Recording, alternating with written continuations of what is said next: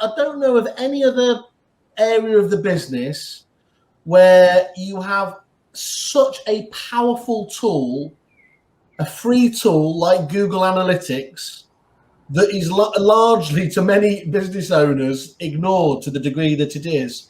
Yeah. Do you get frustrated about that, or is that just a key part of what you're about then, is making sure that you are obviously using that tool to advise them accordingly of where to improve? Because it is fair to say, I mean, most of them know about Google Analytics and they might log in for numbers, but they don't use it, I don't think, in any real demonstrable sense, do they? That's correct. And I think with Google Analytics, I suppose the good thing is that you have all kinds of different data, and the bad thing is that you have all kinds of different data. Yes. Because so much data is in many ways noise, and people really don't understand how to read this data, how to apply this data in what actually matters to them. And, you know, they choose not to read the data at all at the end of it because it's a little bit confusing. And the starting point shouldn't be, yes, I mean, the data is available and that's fine. The question is, what do you need to know? Why do you need to know that? And what are you going to do by knowing it, right? Yeah. So what do I need to know? Where is my traffic coming from? For example, if I find that 60% of my traffic comes from organic, what else do I need to know? Maybe. Do I need to know what pages generate the most of the traffic? Yes. And if I find a particular blog, I mean, just to give you an example, we have one client, one blog generated 11,500 visitors for the year. That's a lot of visitors from just one blog alone, right?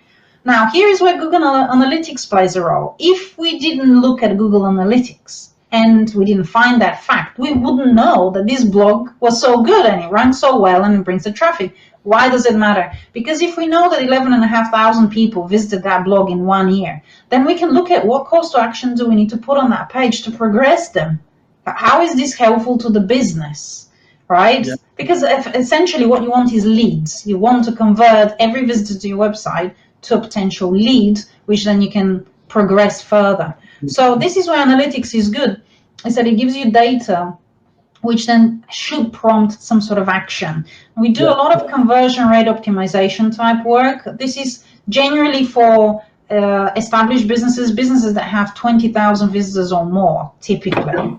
And that is because when you have all that data, you kind of need to dissect it and work on it every month, a little bit at a time, so that it makes a bit more sense. You can't focus on everything all the time. Yeah. And what I would advise is a very bare minimum for agents to set goals, at the very least in analytics. Think about what you want to track and set it as a goal within your analytics, so that when you log into your account, you can at least look at how many goal conversions you've had each month. At least that's the more basic thing that will be helpful.